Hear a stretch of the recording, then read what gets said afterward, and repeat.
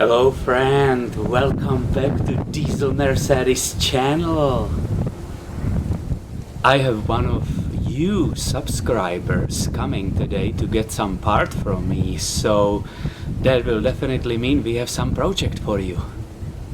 And obviously it's another diesel Mercedes, as usually. It's a 124 generation, and let's see what will we do for him today. I'm excited he's coming. I'm excited I can make another video for you guys.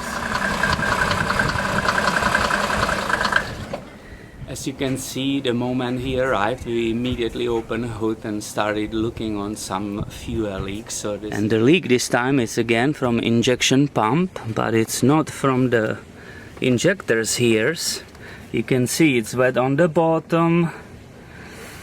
It's very interesting. It's not something heavy, but what I'm thinking immediately, if you look here around that lever, which is for emergency stopping the injection pump, I think it's leaking somewhere around there. So our friend got already estimate from the local shop specialized for German vehicles. They said, yeah, this will be approximately $3,000 because we need to take it off and send the pump for rebuild down in the Bay Area. So this is what you're looking at. I think that there will be some gasket, very small rubber gasket, and I will need to research that. I didn't see this leak before. We will speak about the leak. Oh, I see. Yeah. We found already bolt, which is sitting right here. So this is the previous mechanic forgot the bolt put right here.